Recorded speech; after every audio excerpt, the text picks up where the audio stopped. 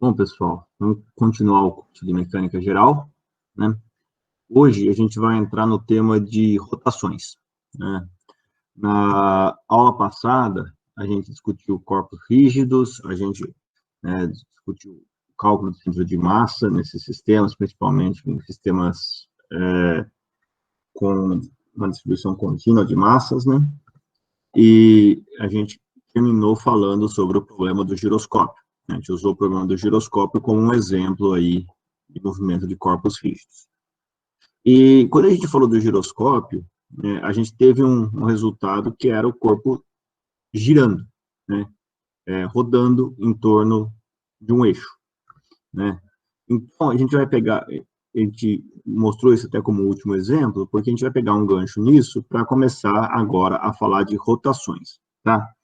Então, hoje a gente vai entrar em rotação em torno de um eixo, tá? Que, na verdade, é o único tipo de rotação que a gente vai lidar nesse curso, tá? A gente vai introduzir o conceito de momento de inércia, tá?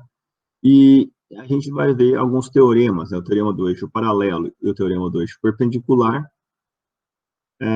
para facilitar, que facilita demais, né, o cálculo do momento de inércia de sistemas, né? E, por fim, né, a gente vai fazer um exemplozinho. Pois bem, então, vamos começar a discutir o problema de rotação, né? Vamos pensar naquele problema do corpo rígido que a gente viu na aula passada e olhar da seguinte forma, né? Que, como eu falei para vocês, o corpo rígido ele é tal qual a distância entre duas partes que compõem esse corpo, ela é fixa, né? De modo que, se eu tenho, vamos pensar, duas partículas, essa e essa, formando um corpo rígido, então a distância entre elas, que eu vou desenhar aqui de azul, ela é constante, né? Então é como se eu tivesse as duas massinhas presas por um cabo de vassoura. Então, o movimento dela, desse sistema, né, dessas duas partículas, ele pode ele pode ser tal qual a gente vai resumir em translações mais rotações, uma vez que ele não pode, por exemplo, vibrar, tá? Ah, professor, mas não pode vibrar indo todo mundo para cá, depois indo todo mundo para lá? Mas isso é uma translação, né? Tá joia? Então, a gente vai tratar o problema com uma combinação de translações e rotações. Tá joia? Então, a rotação, né, no caso geral, ela pode ser em torno de um ponto fixo, ou não, tá? Esse ponto, né, que ela está girando, ele pode ser fixo ou não. Um exemplo de rotação em torno de um ponto não fixo, né? Imaginem vocês que você tem aqui esse mesmo sisteminha que a gente acabou de desenhar, que é duas massinhas presas por um cabo de vassoura, e você joga para o alto, fazendo ele rotacionar em torno do centro de massa. Então, ele vai fazer aquele famoso movimentozinho, né, que vai estar assim, depois, eventualmente, vai estar assim, ou pulei um estágio aqui, vai estar assim, né, depois vai estar assim, ao contrário.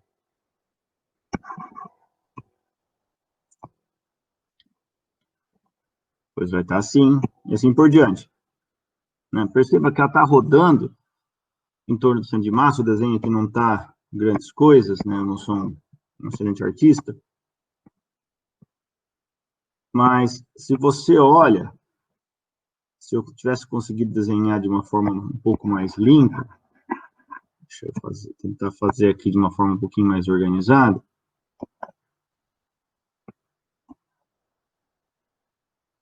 o centro de massa, ele está se movendo, tá?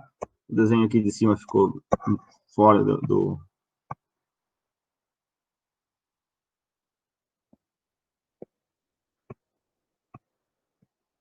tá? Mais ou menos assim.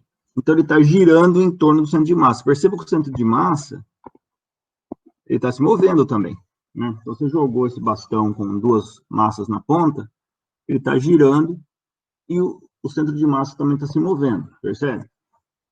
Ou seja, o ponto sobre o qual essas duas massinhas aqui estão rodando não é um ponto fixo. Ele está se movendo, tá?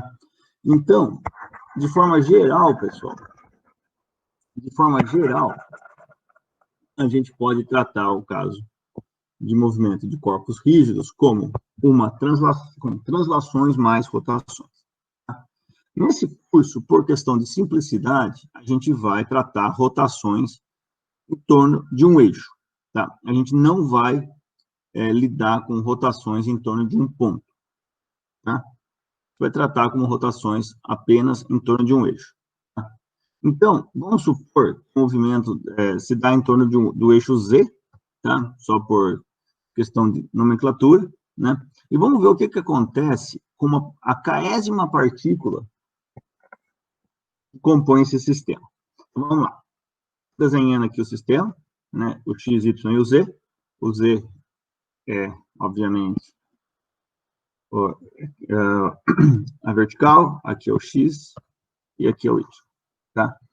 Então, eu vou dizer para você que eu tenho a partícula K de massa MK nessa posição aqui no espaço, tá? Se eu pego e faço a projeção dessa partícula, da posição dela no plano XY, eu tenho esse vetor R', que é a distância dela, o vetor que liga ela até o eixo Z, né? Então, eu vou levar essa projeção lá para cima. Então, aqui, o módulo desse R' aqui, ele é a distância dessa massa até o eixo Z, até esse ponto aqui, do eixo Z, tá? Então, a distância até o eixo que eu vou girar, tá bem? Deixa eu só apagar aqui, estou escrevendo por cima de onde apareceu. Legal? Pois bem. Então, essa posição da massinha, ela fica bem descrita se eu sei a altura dela, né? Mas se eu quero só a altura aqui, Z, mas com relação ao eixo Z, eu preciso saber o vetorzinho RK e o ângulo θ, que eu posso chamar de θ aqui, se eu quiser, né? Eu não chamei, mas é um ângulo θ que a partícula K faz com o eixo X, né? Uma vez que eu tenho esses dois valores, eu sei aí exatamente como que ela está em relação ao eixo Z. Bom, então, se eu escrevo a coordenada desse cara, dessa partícula K, em coordenadas cilíndricas, eu vou ter o R vetor na direção desse R'K ali. Eu vou ter o θ vetor, o θ chapéu, né, na direção de variação de θ, e o Z chapéu na vertical, tá? De modo que R vetor θ é Z, tá? Regrinha da mão direita aí. Então, obviamente, o RK chapéu, ele é cosseno de θk na direção X, mais seno de θk na direção Y chapéu, tá? Então, lembra que o θk é esse cara aqui, né? Eu esqueci de pôr um K aqui no subíndice. Bom, então, a posição da partícula em relação ao eixo Z, perceba, sempre que eu estou falando a posição da partícula em relação ao eixo Z, tá? Essa posição é diferente desse errão aqui, que é a posição em relação à origem, tá? Veja que eu não estou me preocupando com a posição em relação à origem, estou me preocupando só com a distância até o eixo Z. Bom, então esse RK, ele é um RK na direção RK chapéu, que é um RK cosseno de θk, X chapéu, mais RK seno de θk, Y chapéu, certo? Agora, supondo que eu só estou girando em torno do eixo Z, né? A velocidade dessa partícula, de forma geral, ela é o RK ponto, que é o RK ponto, R chapéu, mais RK chapéu, ponto, né? Perceba que o versorzinho R chapéu, ele varia, né? Eu chamei de K, não tem esse K. no versor. Tá? Então, pessoal, perceba o seguinte, o que acontece aqui, né? Eu fico com RK ponto, cosseno teta K, X chapéu, mais RK ponto, seno teta K, Y chapéu, ou seja, esse carinha aqui é o próprio versor R chapéu. R chapéu K, no caso, se eu tinha falado aqui para cortar o K, mas vamos deixar, porque é o versorzinho para essa partícula aqui. E mais a derivada do versor. A derivada do versor é RK, derivada de cosseno de θ é menos seno θ, θ ponto, mais a derivada de seno é cosseno θ, θ ponto. Né? Tá aqui. Então, perceba o seguinte... Peraí, professor, eu não entendi. Você está derivando em relação ao quê? Ao tempo, né? Quando é R ponto, tá. É sempre derivado em relação ao tempo. Tá bom? Tá bom. Obrigada. Legal. Certo.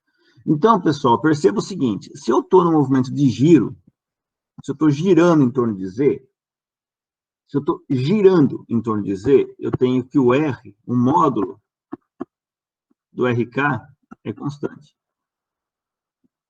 Certo? Estou girando em torno de Z. Tá? Então, se o módulo de RK é constante, o RK ponto é zero. Certo? Isso aqui é o módulo, tá? Sendo assim, o vetor RK ponto é igual a RK módulo θk ponto chapéu. Certo? Então, o vetor RK ponto nada mais é do que RK, θ ponto, K, θ chapéu, θk chapéu ponto, né? O ruim de ficar falando K toda hora é que a gente se confunde, né? Mas acho que a mensagem importante daqui é a seguinte, pessoal. Ó, estou dizendo que a velocidade desse cara, para ele girar em torno do eixo Z, nada mais é do que o RK, o módulo de RK, ou seja, o módulo da distância até o eixo Z, vezes o ângulo que ele faz, a velocidade angular, né, que é θ ponto dessa partícula, e a velocidade é na direção θ chapéu. Θ chapéu, aqui tem um ponto que não deveria ter, tá, pessoal? Desculpa. Aqui é na direção θ chapéu, perdão. Coloquei um ponto ali, na hora do Ctrl+C, Ctrl+V, apareceu, tá? Então, aqui é só θ chapéu, tá? Não vamos confundir. Legal. Então, pessoal, vamos seguir adiante. Eu sei que o momento angular do corpo ele é definido por RK vetor PK, ou seja, MK vezes RK vetor RK ponto, certo? Eu peguei esse MK que deveria estar aqui, para formar o PK, e trouxe para aqui só para eu poder escrever a parte vetorial isolada. Tá bem? Onde o RK é RK chapéu, e o RK ponto é o RK ponto, TK ponto, TK chapéu. Tá bem? Simplesmente isso. Então, a gente tem o seguinte, eu tenho a partícula, eu tenho o vetor RK, eu tenho o versor θ chapéu. Portanto, pela regra da mão direita, R, vetor R ponto, é na direção Z. Certo? Então, eu vou ter que o L, eu vou chamar de LZ, porque eu sei que é na direção Z, é MK, RK ao quadrado, né? Vezes θ chapéu, desculpa, θ ponto K na direção Z, chapéu. Tá bem?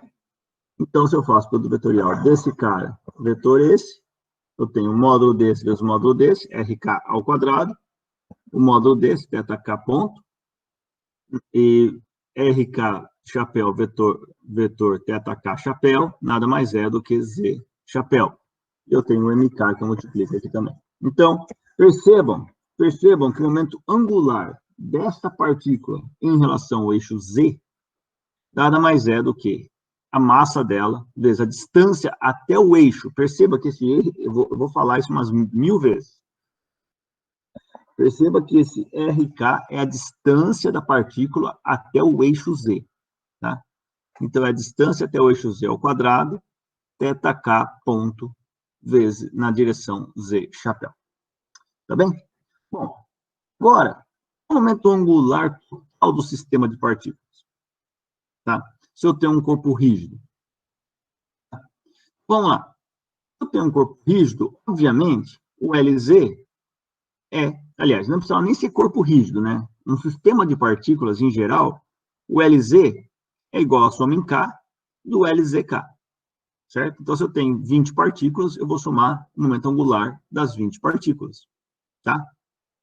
De modo que vai ser a soma de K igual a 1 até N, de MKRK ao quadrado, θ.K na direção Z chapéu. Percebam que todas as N partículas estão girando em torno do mesmo eixo.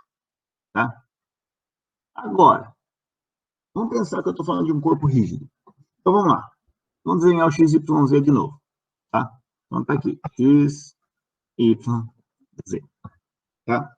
Eu tenho aquela partícula K.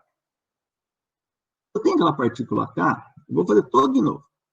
Ó, eu tenho o RK aqui. E eu faço um ângulo θK com o eixo X. Agora, se eu tenho uma outra partícula, o MJ, esse MJ, eu faço a mesma matemática para ele. Ó, eu tenho um RJ, que é a distância, né, o vetor que liga ele até o eixo Z. E essa partícula RJ vai fazer um ângulo J com o eixo X. Tá bem? Tá legal? Então, eu vou estar, para calcular o momento angular do sistema formado por K e J, eu tenho que somar esses dois.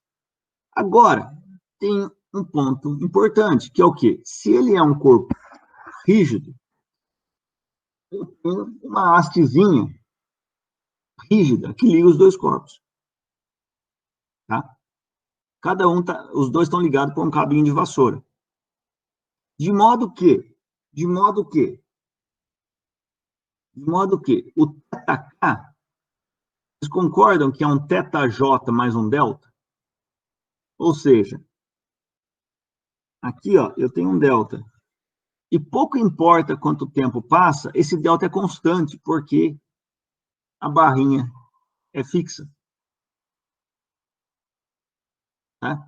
Ou seja, se eu derivo esse cara em relação ao tempo, eu tenho que θk ponto é igual a θj ponto mais delta ponto. Mas o delta é constante, então delta ponto é zero. Portanto, θk ponto é igual a θj ponto, que é igual a θ ponto.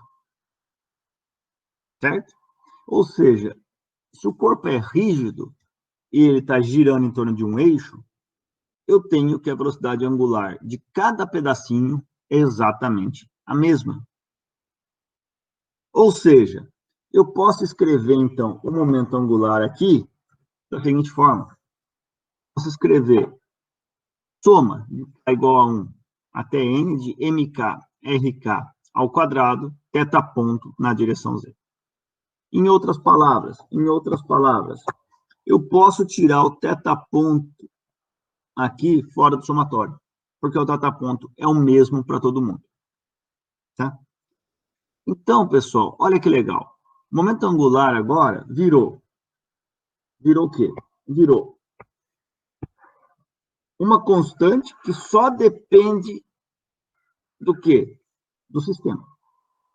Depende de quem é cada massinha MK e qual a distância dela em relação ao eixo que eu tenho interesse. Tá? E o θ ponto é a quantidade dinâmica, que é a velocidade. Tá? Isso lembra vocês alguma coisa? Ó, eu estou falando então que o momento angular, vou pegar uma cor mais bonitinha. Estou falando para vocês que o momento angular para girar em torno do eixo Z é igual a uma constante Vou chamar de C aqui por enquanto. Um C meio fresco. Tá? Vou chamar de Czão aqui. Tá? Vezes θ ponto na direção Z chapéu. Ops. Tá? Tá bem? Isso lembra vocês alguma coisa? Isso aqui é um momento angular. Se você pensar no momento linear, vamos fazer aqui em cima, o momento linear P não é massa vezes velocidade na direção da velocidade? Se eu penso, por exemplo, vamos pensar no movimento na direção X.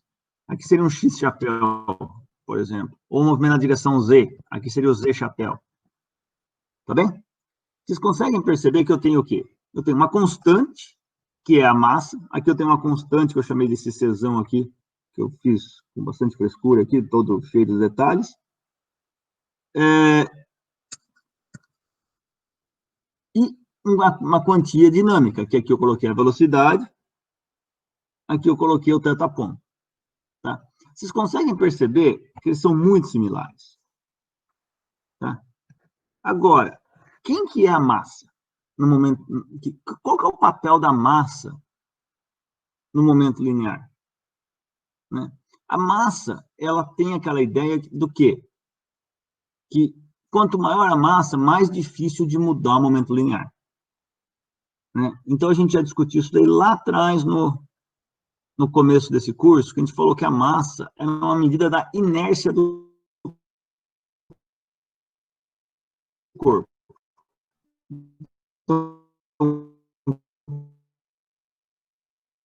quanto maior a massa,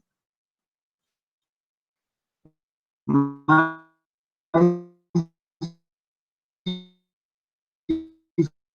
difícil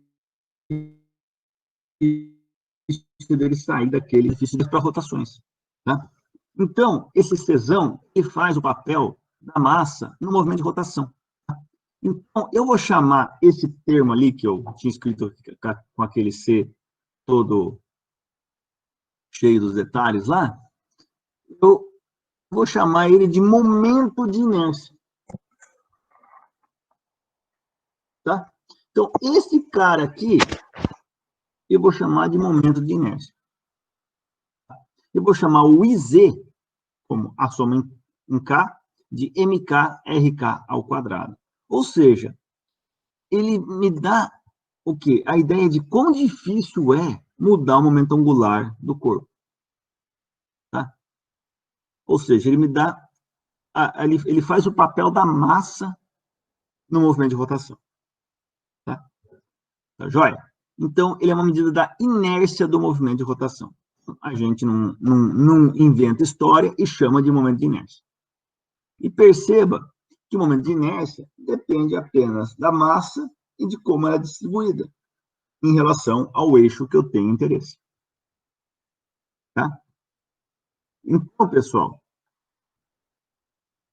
eu tenho que perceber o seguinte, na verdade, que o momento de inércia, eu vou falar isso de novo, 1000 vezes, ele é uma constante que depende apenas do sistema. Tá? A massa, no movimento de translação, ela depende do corpo. Né? A massa, cada partícula tem a sua massa e acabou. O momento de inércia é um pouco mais complicado, porque não depende apenas da massa. Ele depende da massa e como ela é distribuída. De modo que, se eu tenho um disco aqui, ou eu tenho um anelzinho, digamos que ambos têm a mesma massa M. Tá? Só que, no caso do disco, a massa M está distribuída em toda a superfície. No caso do anel, a massa está concentrada aqui na borda. Se eu pego e tento girar os dois caras em torno de um eixo Z que passa aqui pelo centro de massa, o momento de inércia vai ser diferente. Tá? Porque cada massinha aqui tem uma distância R até o eixo Z. Tá? E aqui toda a massa tem a mesma distância R ao eixo Z. Tá? Então... Professor, espera só não. um minutinho. Você pode repetir a parte que você estava falando, que a massa é uma medida da inércia do corpo? Deu uma travada e eu não consegui entender tudo. Tá, vamos lá. O que eu falei foi que quanto maior a massa, mais difícil você mudar o momento linear do corpo, certo? Certo. Né? Força é igual a massa vezes aceleração, né? Então, quanto maior a massa, maior a força que você tem que aplicar no corpo para alterar a velocidade. Então, a gente fala que a massa é uma medida da inércia do corpo. Então, quanto maior a massa, maior a inércia do corpo, ou seja, mais difícil de mudar o movimento dele. Tá? Esse é um conceito que a gente vem trazendo lá de trás. O momento de inércia carrega consigo esse mesmo conceito para movimentos de rotação, ou seja, o momento de inércia, quanto maior o momento de inércia, mais difícil é mudar o momento angular do corpo. Tá? Então, eu falei essa questão da massa, porque eu acho que compreender o que é o momento de inércia é muito mais simples quando você entende, né, que ele faz, na verdade, o papel da massa no movimento de rotação. Certo. Obrigada, professor. Legal. Então, agora, vamos fazer de novo, né, o paralelo com a translação. Translação é massa vezes velocidade, rotação é igual a IZ vezes θ ponto. Então, eu posso chamar o θ ponto na direção Z chapéu do vetor velocidade angular. Tá? Ômega vetor. Tá bem? Então, o vetor velocidade angular é na direção Z chapéu. Pois bem. Então, pessoal, eu tiro a derivada de dLz dt, a gente já sabe que qual que é a derivada dLz dt? É o torque na direção Z. Né? A gente já viu isso. A gente viu que momento angular, a derivada dele em relação ao tempo, é o torque. Então, se eu tiro a derivada do momento angular em relação na direção Z, obviamente é o torque na direção Z. Tá bem? Então, note o seguinte. Essa equação que eu acabei de grifar aqui, dLz dt é igual a IZ, θ dois pontos, Z chapéu, não lembra para vocês? dP dt igual a M x dois pontos na direção x chapéu? Não tem a mesma cara? Então, perceba, isso aqui é igual a força na direção x. Né? O px aqui, no caso. Tá bem? Então, perceba, pessoal, que eu posso fazer um paralelo muito legal entre a translação em uma dimensão e a rotação em torno de um eixo. Tá? Esse aqui é aquele slide assim, que resume tudo. Porque a translação em uma dimensão, eu tenho uma direção, tem uma posição. A posição é x. Né? Eu quero achar x de t. Rotação em torno de um eixo, eu quero achar θ de t. Então, eu tenho uma posição, só que minha posição é uma posição angular. A velocidade é x ponto, que eu chamo de v. Agora, a velocidade é θ ponto, que eu chamo de ômega.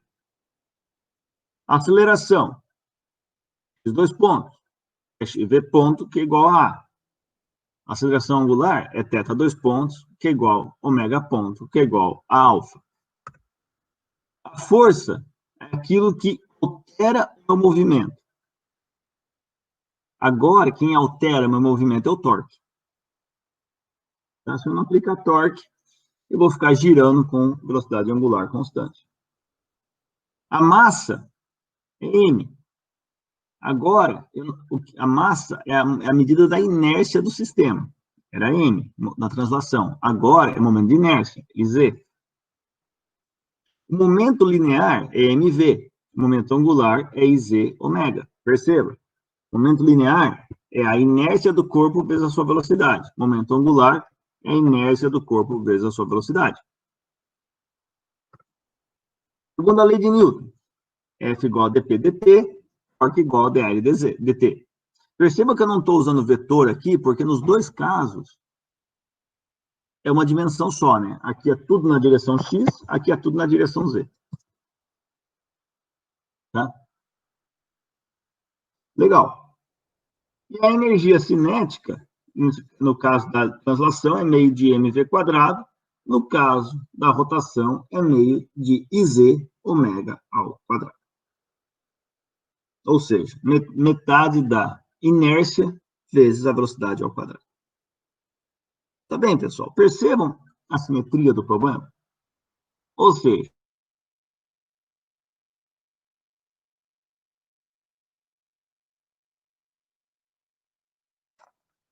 é só lembrar disso daqui. Eles são extremamente simétricos.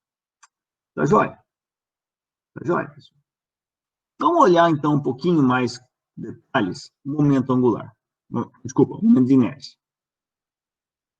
Então, pessoal, no caso geral, né, até agora a gente falou da rotação de um corpo rígido em torno de um eixo. Mas, como eu falei, o corpo rígido ele pode girar em torno de qualquer ponto, né? Quando eu estou falando de rotação em torno de um eixo, eu falo para vocês que o LZ é igual a IZ, θ ponto na direção Z chapéu. E o IZ é o escalar, tá? O IZ é um escalar. Agora, se eu quero o caso mais geral, a rotação em torno de um ponto qualquer, tá? O momento de inércia, ele para de ser um escalar. Agora, ele vai começar a ser um tensor 3×3, ou seja, uma matriz, tá? O tensor 3×3 é um i, xx, i, xy, i, xz e assim por diante, como eu escrevi aqui, tá? Eu faço esse i todo cheio dos detalhes aqui, tá? E esse tensor i é escrito dessa forma, ix, ixy, ixz, onde cada termo i, jl é dado por soma em k de mk delta jl de somatório em izinho de xki ao quadrado menos xkj xkl. Tá bem? Então, percebam vocês que o i xx, né, vai ser um delta xx. Então, aqui vai ficar simplesmente x ao quadrado, ou xx, no caso, tá? Que é exatamente o que a gente já tinha lá atrás. Mas, o meu ponto aqui, o ponto importante de perceber é o seguinte, o tensor, quando ele é escrito assim, o que acontece? Acontece que uma mudança em y, na velocidade em y, pode causar uma mudança, aliás, deixa eu refrasear o que eu estava falando, uma mudança na velocidade de giro em torno do eixo y pode causar uma mudança no momento angular na direção x. Ou então, aqui, uma mudança de giro na direção y pode mudar, de giro em relação ao eixo x, pode mudar o momento angular na direção z, e assim por diante. Tá bem? Então, pessoal, percebam que o caso é mais complexo, né? O caso é bem mais complexo do que a gente está vendo aqui. Mas, por sorte, isso tudo aí é tema para quem for fazer MEC G2, tá? Em MEC G1 a gente não vai se ater isso daí. Em MEC G1 a gente só vai se preocupar com esse cara aqui, que é o I na direção Z, ou I na direção X, por exemplo. Tá? A gente só vai estar pensando em rodar em torno de um eixo. Tá? Bom, então, o que acontece agora se eu tenho um momento de inércia em sistemas contínuos? Tá? De forma semelhante ao que a gente fez na aula passada para o centro de massa, momento de inércia para sistemas, para rotação em torno de um eixo, para um sistema contínuo, né? continuo, vou chamar ainda de eixo Z, ele passa a ser escrito como? O IZ é igual a somatória em K de MK RK ao quadrado. Então, o IZ vai ser agora a integral de R ao quadrado dN, que vai ser igual à integral de x ao quadrado mais z ao quadrado, ρ de xyz dv, que é isso daqui. Obviamente, que se é uma distribuição diária, como a gente viu na aula passada, ao invés de integrar no volume, eu vou integrar na área. Se for uma distribuição linear, ao invés de eu integrar no volume, eu vou integrar no caminho. Tá bem? Tá legal? Mas percebam que tem a mesma cara do que a gente fez na aula passada. Tá? E note que o R aqui, ó, é x ao quadrado mais y ao quadrado. Por quê? Porque isso daqui é simplesmente a distância até o eixo Z. Tá? Então, por isso não entra Z quadrado aí. Então, pessoal, perceba o seguinte. Calcular o momento de inércia, às vezes, não é uma tarefa tão simples. Tá? Porque envolve a densidade de massa, tá? Às vezes a integral não é tão simples, mas a gente pode, assim como a gente fez lá para o centro de massa, a gente pode lançar mão de algumas simetrias do problema, né? E de alguns teoremas que facilitam os cálculos. Quanto às simetrias, a gente, muitas vezes, ao invés de integrar em dv, escrever em x, y e z, a gente pode escrever em termos de r, θ e φ, por exemplo, coordenadas esféricas. Ou então, como a gente está falando de rotação, é muito mais simples, na maioria dos casos, escrever em coordenadas cilíndricas. E a gente vai ver um exemplo daqui a pouco, tá? De como a gente pode descrever isso aí em coordenadas cilíndricas. Mas, além disso, além de explorar essas simetrias, tem dois teoremas que facilitam demais os cálculos. O primeiro é o teorema dos eixos paralelos, e o segundo é o teorema dos eixos perpendiculares. Vamos ver o primeiro caso. Vamos ver o teorema dos eixos paralelos. Vamos olhar esse cara aqui. Então, vamos supor que eu conheço o momento de inércia para a rotação em torno de um eixo que passa pelo centro de massa do corpo. Tá? Então, vamos imaginar que eu tenho o corpo, tá? Eu conheço o momento de inércia para o eixo que passa no centro de massa. Esse eixo que passa pelo centro de massa eu vou chamar de Z0. E eu quero calcular o momento de inércia que passa por um outro eixo Z qualquer, que é paralelo a Z0. Ou seja, vamos desenhar um hemisfério aqui, só por questão de simplicidade. Aqui está um hemisfério. Digamos que esse eixo Z0 é o eixo que passa pelo centro de massa. Então, o centro de massa do hemisfério vai estar em algum ponto aqui, tá? Então, vamos dizer que o eixo Z0 passa pelo centro de massa do hemisfério, tá? E daí, eu conheço o centro de massa aqui. Desculpa, o momento de inércia. Eu conheço o I do centro de massa. E eu quero calcular o I num eixo Z qualquer.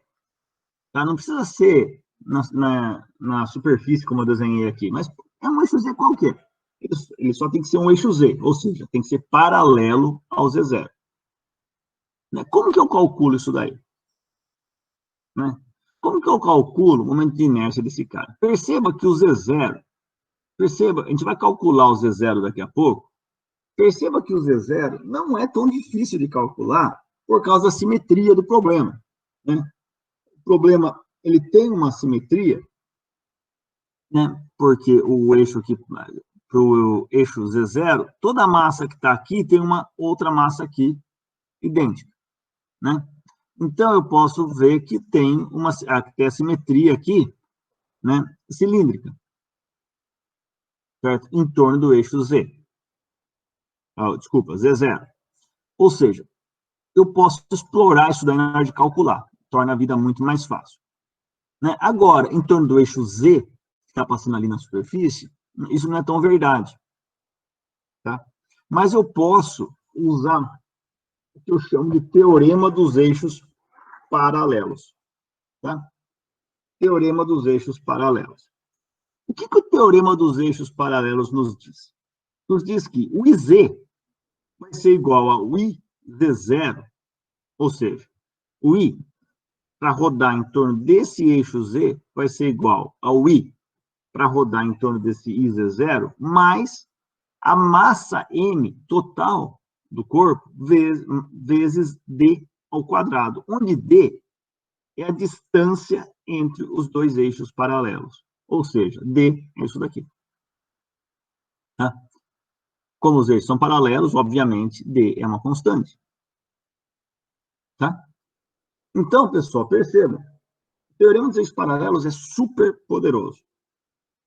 Independente do formato do corpo, se eu conheço o momento de inércia em relação a um eixo que passa pelo centro de massa, eu automaticamente posso calcular o momento de inércia em relação a qualquer outro eixo paralelo a esse, fazendo simplesmente isso daqui.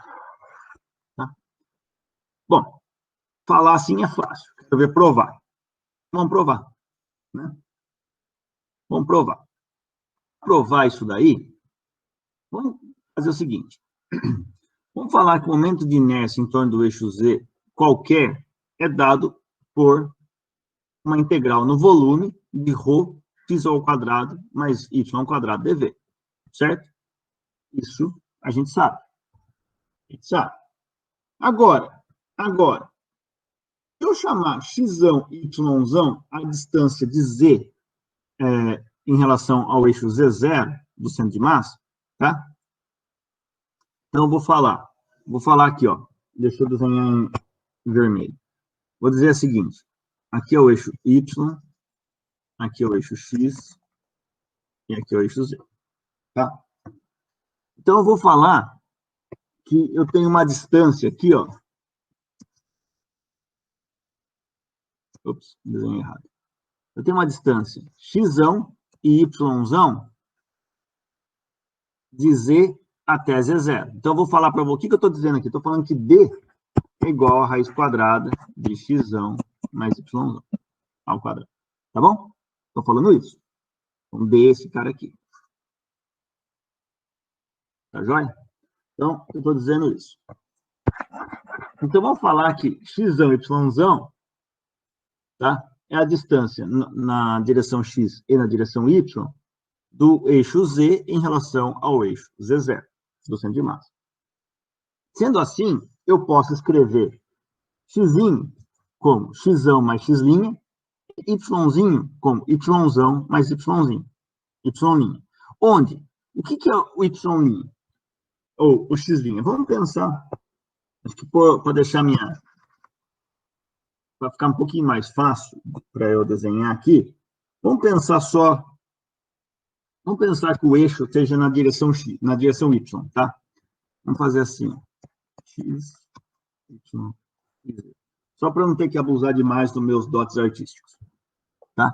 Então, vamos dizer que aqui, ó, que o zão está a uma distância yzão só de Z0, tá? Então, se eu pego esse pedacinho aqui, roxo,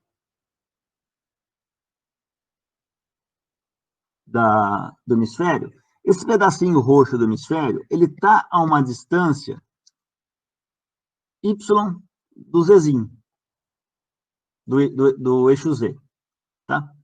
Agora, essa distância y, ela é yzão mais y', certo? Y', agora, é a distância até o eixo do centro de massa, tá? Então, x', y' é a distância de cada pedacinho até o centro de massa, até o eixo que passa pelo centro de massa, e xão e yzão é a distância do eixo que passa pelo centro de massa até o eixo de interesse. Tá joia? Assim como a gente tinha feito algumas aulas atrás, quando a gente estava discutindo sistema de partículas. Então, pessoal, se eu substituo xzinho por xão mais x' e yzinho por yzão mais y', né? Se eu faço isso, e substituo aqui e aqui, eu tenho que essa integral fica x ao quadrado, mais 2x x', mais x' ao quadrado, mais y ao quadrado, mais 2y, y', mais y' ao quadrado. Integral em dv. Eu vou quebrar essa integral em algumas partes. A primeira parte, x ao quadrado mais y ao quadrado. A segunda parte, x' ao quadrado mais y' ao quadrado. A terceira parte, eu estou escrevendo como 2x. Percebam, vocês, o seguinte, o x é uma constante, porque é a distância entre esse eixo e esse eixo. Então, eu posso tirar fora da integral. Então, fica 2x, integral de ρ, x' dv. Mesma coisa com y, fica 2y, integral de ρ, y' dv. Agora, vamos por partes. A primeira parte aqui. Vocês concordam comigo que tanto isso quanto isso não depende da integral? Porque é a distância entre os dois eixos. De modo que isso daqui é uma constante. Então, é uma constante que eu posso tirar fora da integral. Certo? Então, se eu posso tirar fora da integral, essa integral fica x ao quadrado mais y ao quadrado, integral de ρ dv. Quanto que é a integral de ρ dv? A integral de ρ dv é a massa, né? Então, aqui eu fico massa ao quadrado, massa vezes x ao quadrado mais y ao quadrado, que é massa vezes d ao quadrado. Tá? Como x', eu tinha dito para vocês, e y' são as distâncias em relação ao z0, de cada massinha, de cada pedacinho aqui, a distância em relação ao z0, isso daqui, por definição, é o i que passa pelo centro de massa. Certo? Aí é o i que passa pelo centro de massa. Agora, quanto vale isso daqui? E quanto vale isso daqui? Perceba. Integral de ρ x' dv. Isso daqui me dá a posição do centro de massa em relação ao centro de massa. Certo? Porque, ó, é x' dv. Certo? X', vamos escrever aqui embaixo, rapidinho. X' é igual a x' menos x'. Certo? Daqui. A integral de ρ x' dv é igual a massa vezes o x do centro de massa. Aliás. Tá? Agora, pessoal, perceba o seguinte. A mesma coisa aqui. Tá? Então, a primeira integral dá a distância desse x até o centro de massa e a outra também. De modo que essa integral aqui, ó, vou apagar aqui para não ficar muito... De modo que essa integral aqui, ela é integral da posição do centro de massa em relação ao próprio centro de massa. Ou seja, isso aqui é zero. Isso daqui é a mesma coisa. É a posição y do centro de massa em relação ao centro de massa. Isso aqui é zero. Ou seja, o IZ fica, como eu disse, simplesmente o primeiro termo mais o segundo termo. O primeiro termo é md², o segundo termo é IZ0. Ou seja, o IZ nada mais é do que o IZ0 mais md². Tá bem? Teorema dos eixos paralelos demonstrado. Tá joia? Agora, um outro teorema, um pouco menos poderoso, tá? Ele não é tão poderoso quanto o primeiro, não. mas ele é bastante útil também. Por que ele não é tão poderoso quanto o primeiro? Porque no primeiro, note que eu não fiz nenhuma ressalva quanto ao formato do bicho. Era qualquer formato,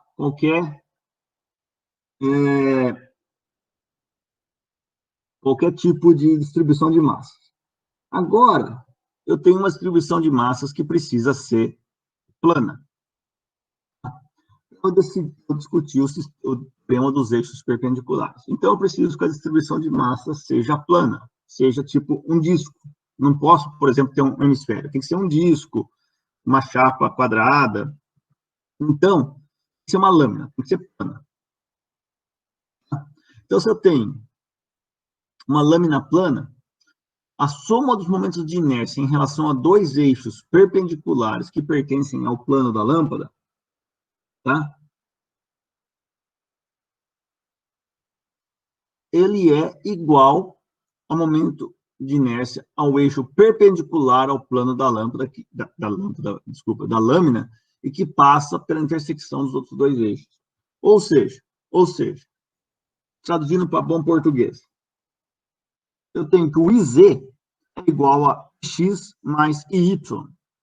E nesse desenho eu tenho o IZ, eu tenho o IX. Então, o IZ é para girar em torno desse cara, o IX para girar em torno desse cara e o Y para girar em torno desse cara. Tá bem? Então, eu tenho que IZ é igual a IX mais IY. E a prova desse teorema é extremamente fácil. A demonstração é extremamente fácil. Por quê? Quanto é IZ? IZ é integral na área de x ao quadrado mais y ao quadrado, sigma dA. Certo? Agora, eu posso quebrar essa integral da seguinte forma. Fazer uma integral de x ao quadrado dA mais uma integral de sigma y ao quadrado dA. Agora, vamos pegar esse pedacinho aqui, ó. Vou pegar esse pedacinho roxo. Esse pedacinho roxo, qual que é a distância dele em relação ao eixo y? É x. Vocês concordam? E a distância dele em relação ao eixo x é y. Ou seja, a integral de sigma y ao quadrado é igual a integral de sigma distância até o eixo x ao quadrado. Ou seja, isso aqui é ix. E a integral de sigma x ao quadrado é a integral de sigma distância até o eixo y. Ou seja, isso aqui é o y. Acabou. Ou seja, z é igual a x mais y. Matou. Professor? Manda ver. Isso daí só vale para o centro de massa? Para um ponto localizado no centro de massa? Não, vale para qualquer. Única... Beleza. É que na hora de desenhar aqui, a gente acaba desenhando o centro de massa, mas perceba que ele vale para qualquer. A única coisa que eu preciso é que a distribuição seja planar. Porque se eu tiver um volume, eu não posso falar que a distância... Porque se eu tiver um volume, digamos, um hemisfério aqui, né, vai ter um ponto aqui que a distância até o eixo y vai ser x ao quadrado mais y ao quadrado.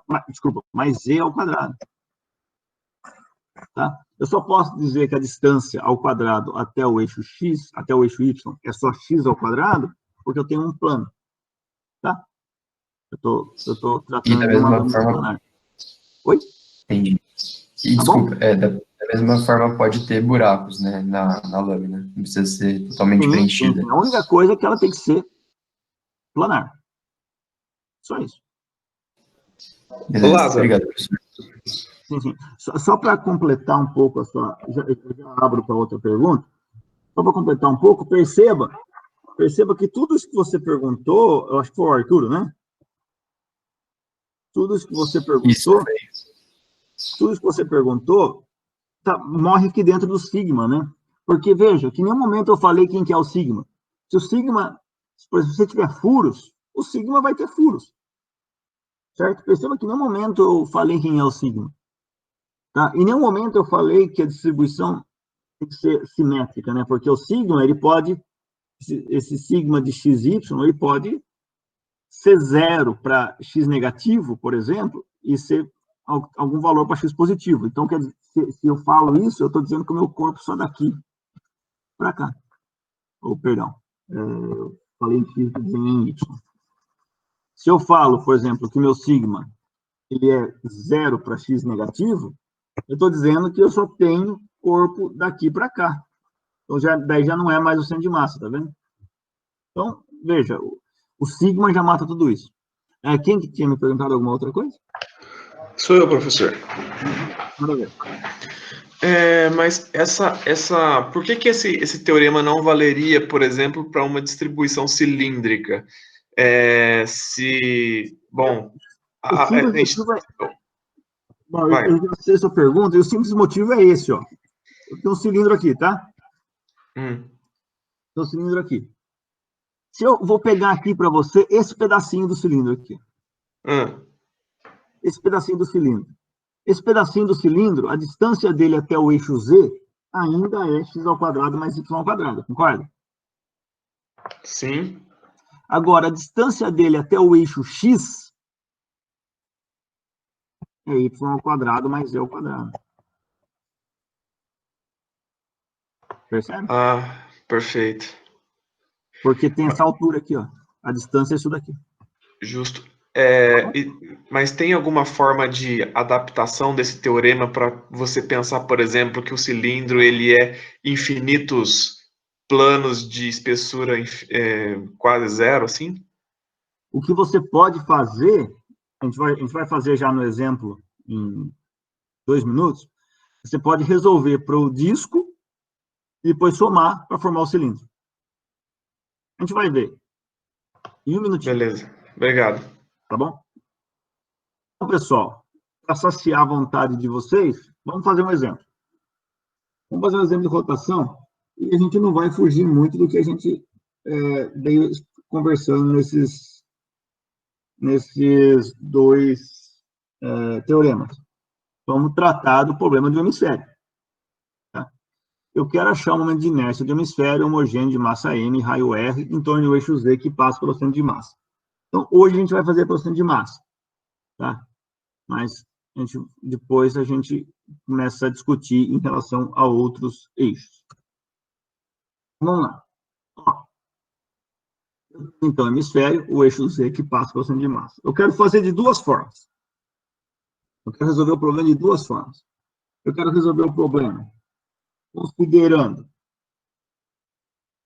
coordenadas esféricas e integrar, fazer um método mesmo, sair fazendo conta, integrar tudo de uma vez, e um método passo a passo, ou seja, eu quero pegar e usar coordenadas cilíndricas, tá? E fazer primeiro um anel, depois um disco e depois um hemisfério. Vai fazer essa questão de somando, como eu falei agora há pouco. Então, vamos fazer primeiro coordenadas esféricas. A solução começa o seguinte, né? A gente tem que fazer a integração direta do hemisfério em coordenadas esféricas. Para isso, tem que lembrar que o elemento de volume em coordenadas esféricas é o quê? É dV igual a r², sendo θ, dφ, dθ, dr. Tá? E, na integral para o hemisfério, né, eu vou fazer a seguinte integral, porque agora, veja, se eu chamo x, y e z, né, eu vou chamar θ um ponto qualquer aqui, então, o R é essa distância, o φ é o ângulo azimutal e o θ é o ângulo polar. Certo? A gente sempre usa essa notação aí, no caso de coordenadas esféricas. Então, eu vou integrar de 0 a R, de 0 a π sobre 2 e de 0 a 2π, o quê? A densidade vezes a distância até o eixo Z ao quadrado, vezes o elemento de volume. Agora, quem que é a densidade? Densidade é ρ, que é igual a massa dividido pelo volume. Né? A massa é a m, e o volume de um hemisfério é 2/3 de πr ao cubo. Certo? Sabe isso? E a distância até o eixo Z, vou fazer de roxo aqui, é isso aqui, né? A distância até o eixo Z é isso daqui. Ou seja, é a projeção no plano XY. Que é o quê? Que nada mais é do que R vezes seno de θ. Certo? Então, aparece esse termo aqui, que isso daqui é a distância ao quadrado. Aqui é a densidade. Pronto, só fazer essa continha. Tá? A integral vai de 0 a 2π em φ, porque eu tenho que fechar aqui o ângulo azimutal. Vai de 0 a R1, porque eu estou fazendo, né, um hemisfério sólido. E vai de 0 a π sobre 2, porque eu venho só até metade aqui. Tá? Eu não vou até lá embaixo. Tá? Se fosse uma esfera inteira, eu ia de 0 a π. Tá bom? Legal. Então, essa integral agora, pessoal, fica relativamente simples, porque a integral em φ dá simplesmente 2π, certo? Porque não aparece φ na integral. Daí eu consigo cancelar 2π com 2π. Posso escolher uma cor mais bonitinha aqui. Ó, 2π com 2π eu cancelo. Tá? Então, eu posso fazer a integral em R diretamente, que fica R² sobre 5, e fazer agora a integral de seno ao cubo. Tá? A integral de seno ao cubo, ela é um pouquinho mais chata, mas dá para fazer. Tá? Então, fica a integral de seno ao cubo de θ de θ, e eu posso escrever como 1 menos cosseno ao quadrado seno de θ de θ, certo? Eu faço a substituição. Eu posso chamar U igual a cosseno de θ, de modo que du é igual a menos seno θ de θ, de modo que essa integral dá simplesmente a integral de 1 menos U ao quadrado. Tá? Então, se eu faço isso,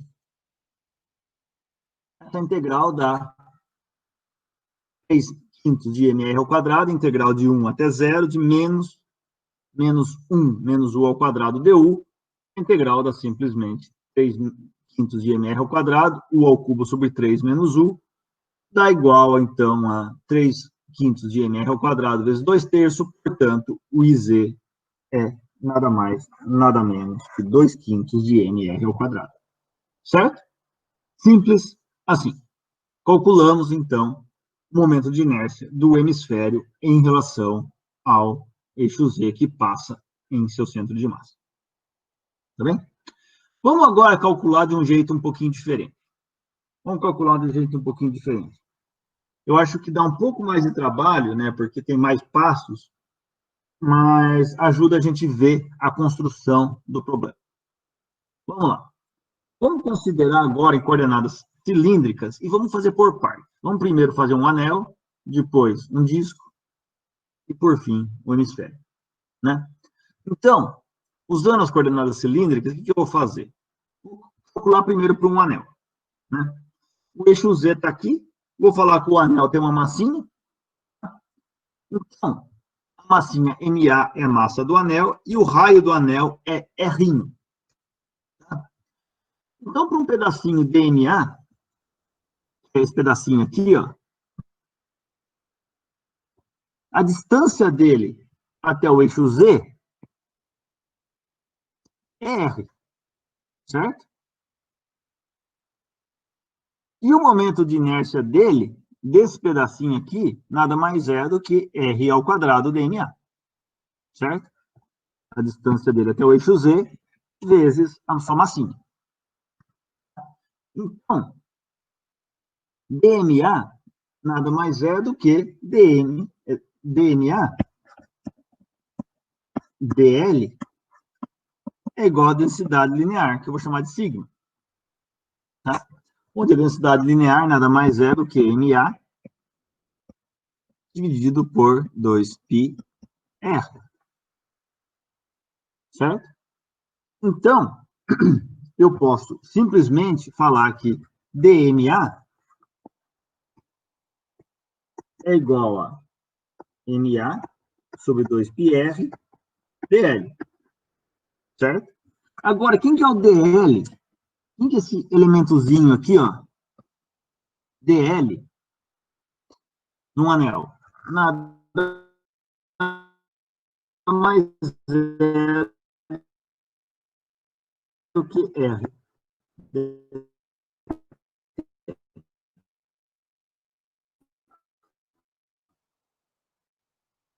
Certo? Então, pessoal, o I, Z, nada mais é do que a integral de 0 a 2π, de R ao quadrado, MA sobre 2πr, R de θ, que dá igual a 2πr ao quadrado, dividido por 2π vezes MA. Então, eu cancelo 2π com 2π. Eu cancelo 2π com 2π, eu fico MA, R ao quadrado, o que não deve ser surpresa para ninguém. Por quê? Se eu tenho um anel fino, eu tenho o quê? Que cada pedacinho dele tem uma distância R do eixo Z que passa para o centro de massa. Portanto, obviamente,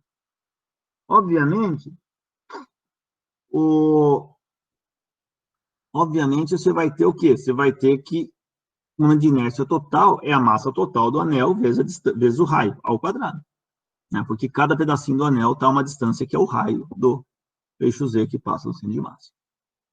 Tá bem? Então, a gente calculou para um anelzinho.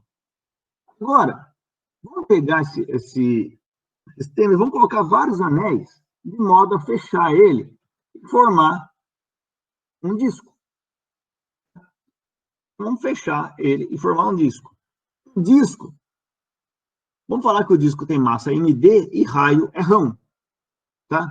E vamos considerar que o disco, de novo, é composto por vários anéisinhos concêntricos. Cada anelzinho tem uma massa dm, que é simplesmente a massa do disco, dividido pela sua área, que é πr ao quadrado, vezes o elementozinho de área. Ou seja, elementozinho de área é o quê? É o comprimento do anel, 2πr, vezes o drzinho, que é a espessura de cada anel infinitesimal. Certo? Então, cada anel tem massa dmd, que é cada anelzinho, que é md sobre πr ao quadrado, vezes 2πr dr. De modo que o momento de inércia de cada um desses anéisinhos é r ao quadrado, vezes o dm. Então, fica r ao quadrado, massa do disco, dividido por πr ao quadrado, 2πr dr. Agora, basta eu integrar em todos os discos, ou, desculpa, em todos os anéis.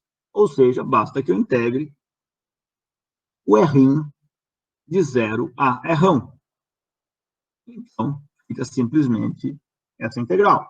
Né? Aqui, eu cancelei o π com π aqui, tá? Então, fica a integral em dr de R ao cubo. Integral de R ao cubo dr dá simplesmente R à quarta sobre 4. Portanto, fica 2md R ao quadrado vezes R à quarta sobre 4, de modo que eu cancelo aqui, fica 2, cancelo aqui, fica 2, fica igual a massa do disco vezes R ao quadrado sobre 2. Então, percebam que, para um disco, o momento de inércia em torno de um eixo Z que passa pelo centro de massa é a massa do disco vezes o seu raio ao quadrado dividido por 2. Percebam que aqui, para o anel, não tinha esse fator 2, agora tem por quê? Porque enquanto no anel toda a massinha está à mesma distância até o centro de massa, no disco não, né? Você vai ter pedacinhos que estão mais perto e pedacinhos que estão mais longe. Cada um contribui de um jeito. Tá? Bom, agora vamos calcular, então, para o hemisfério. Para calcular para o hemisfério, o que a gente vai fazer? Vai pegar o disco, né? A gente vai considerar o hemisfério como sendo um monte de disquinho, um em cima do outro. Tá? Cada disco com um raio um pouquinho menor e cada disco com uma espessura dZzinho.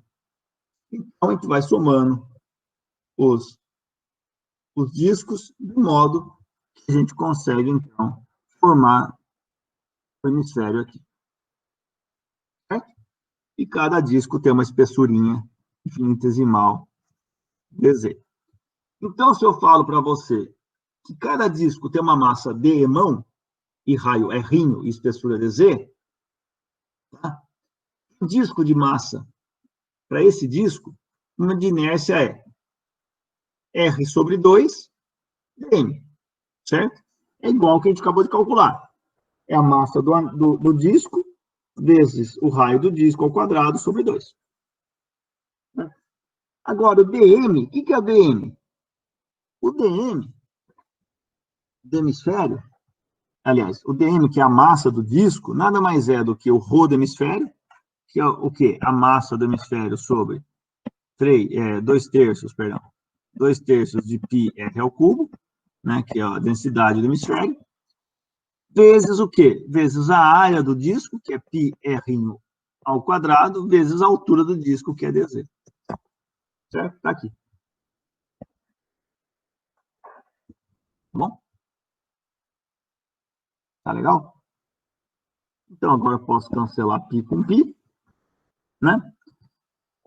Agora, como o hemisfério ele tem o raio Rão constante, eu sei que o raio Rão, para cada disco aqui, cada vez que o disco vai subindo, o raio do disco tem que diminuir. De modo que o Rão, que é o raio do hemisfério, tem que ser tal qual Rão ao quadrado é igual a R'inho ao quadrado mais Zzinho ao quadrado. Ou seja, eu posso falar que o R'inho ao quadrado é igual a Rão ao quadrado menos Z ao quadrado. Certo? De modo, então, que o DI fica simplesmente 3 quartos de M sobre Rão ao cubo, Rão ao quadrado, menos Z ao quadrado, tudo ao quadrado dZ, certo? Agora, é só integrar, então, Z de 0 até Rão, e está feito. Essa integral, então, ela é uma integral simples, né, uma integral de um polinômio. Então, dá 3 quartos de mr ao cubo vezes zr à quarta menos 2 terços de r ao quadrado z ao cubo, mais 1/5 de z ao cubo, z à quinta, perdão. Isso avaliado entre 0 e r. Obviamente, quando é 0, tudo aqui dá 0, aqui dá 0, aqui dá 0, então só tem que avaliar em r. Quando avalio em r, aqui dá r à quinta, aqui dá menos 2 terços de r à quinta, e aqui dá mais 1/5 de r à quinta. Somando tudo isso, eu tenho 8/15 vezes r à quinta. 8/15, aqui eu cancelo, dá 2. Aqui eu cancelo, dá 5. Eu tenho que o IZ é 2/5 de r ao quadrado. Tá joia, pessoal? Então, percebam o seguinte, a conta não é tão complicada, a conta é simples, né? É um pouco de conta demais fazer por esse segundo método. Mas a gente vê, obviamente, que o resultado ele pode ser alcançado de 2 formas distintas. E essa segunda forma ela é mais ilustrativa, porque mostra para a gente a construção do hemisfério. E daí, respondendo a pergunta que alguém fez aí sobre usar o eixo perpendicular para esse sistema, a gente vê o seguinte, imagine que eu quero agora achar o hemisfério girando em torno desse eixo aqui, ó. Vou chamar de eixo Y. Né? Então, pessoal, o que você pode fazer? Você pode calcular, em princípio, para o eixo Y, para esse cara aqui, ó. Esse cara aqui, você calcula no centro de massa. Então, o centro de massa é simples de calcular, né? Porque só de fazer a conta rapidinho aqui, vocês concordam comigo que o momento de inércia em relação a esse eixo Y e ao eixo X, os dois que passam pelo centro de massa, tem que ser idêntico? Porque se eu tenho um disco, pouco importa se eu estou girando em torno do eixo X ou em torno do eixo Y, porque a distribuição de massa é idêntica. Acho que vocês concordam, né? Se vocês concordam, ninguém falou nada, imagino que concordam. Se vocês concordam, o que eu tenho? Eu tenho o seguinte, eu tenho que o IZ é igual a IX mais Y, isso aqui para o disco, tá? Que é igual a 2Y, porque os dois aqui são iguais. Ou seja, para esse Y que passa pelo centro de massa desse disco, tá?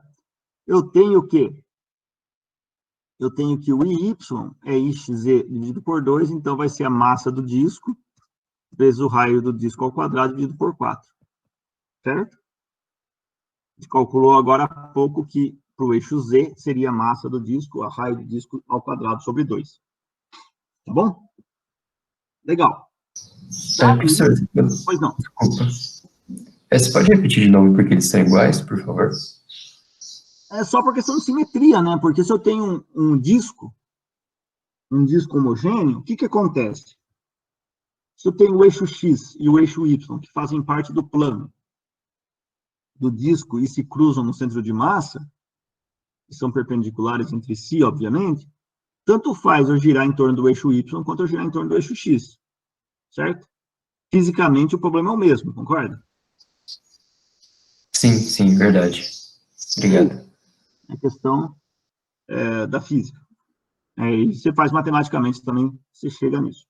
Então, simplesmente você tem isso daí, ó. mr ao quadrado sobre 4.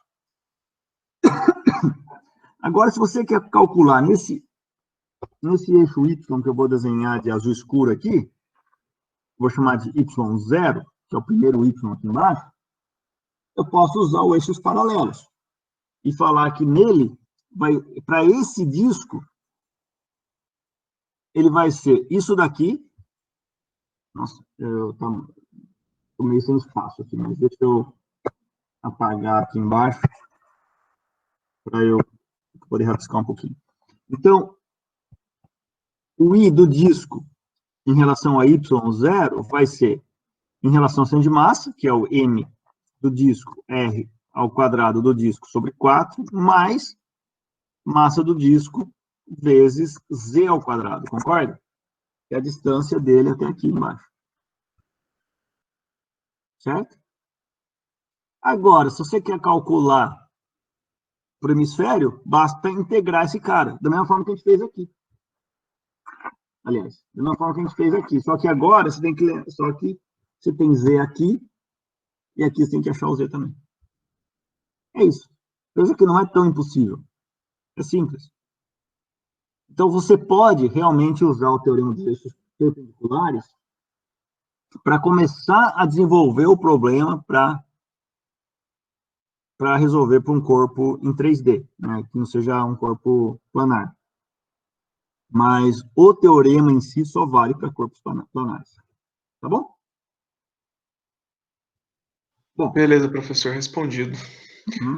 Mas aproveitando o gancho, só queria entender uma outra coisa. Eu me perdi um pouco. Lá no início, aqui, nesse mesmo slide, mas ali no DLZH, esse primeiro termo em azul, logo em seguida do igual, a construção dele, eu me embananei aqui um pouco. Deixa eu apagar aqui, que o slide ficou meio bagunçado. Aqui? Aí mesmo. Tá. Onde passou a borracha. Tá, legal. Deixa eu apagar aqui. Vamos lá. O I é isso daqui, né? O DI de um anel é a massa do anel, do disco, vezes o raio ao quadrado dividido por 2. Isso aqui é o I de um disquinho, certo? Certo? Eu estou construindo um hemisfério com vários discos, certo? Foi esse o problema. Então, esse R ao quadrado sobre 2 está aqui, e eu preciso achar o DM do disco. Agora, o disco é isso daqui, né? Isso aqui é um disco. A área do disco é πr ao quadrado. A altura do disco, porque é um disco cuja espessura é infinitesimal. É um DZzinho. Certo? Esse é o volume do meu disco. Então, o volume do meu disco é π r ao quadrado dz. Agora, a densidade de massa desse disco nada mais é do que a massa do hemisfério, que é emão, dividido pelo volume do hemisfério, que é 2π sobre 3r ao cubo. Eu joguei o 3 aqui para cima, ficou 3 meios ali, né? Então, é só isso. Então, isso daqui é a densidade, e isso daqui é o dV de cada disco. Ah, tá. Era isso, então. Nossa, desculpa, eu brisei aqui. Tá legal? Perfeito. Legal. Mais alguma dúvida, pessoal?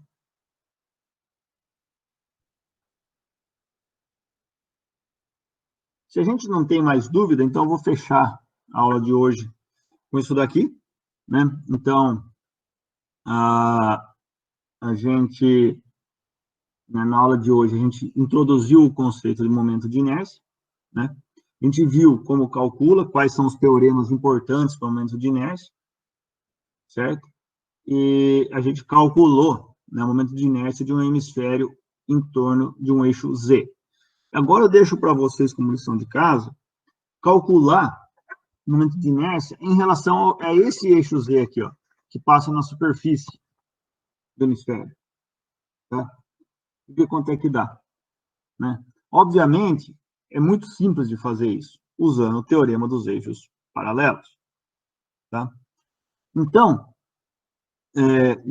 nessa aula, a gente acabou, né, fazendo esse exemplo do hemisfério, e na próxima aula a gente vai continuar, então, as discussões sobre rotação, né? A gente vai fazer mais alguns exemplos, e a gente vai também discutir o caso do pêndulo, e discutir, no caso do pêndulo, agora sob a ótica do movimento de rotação.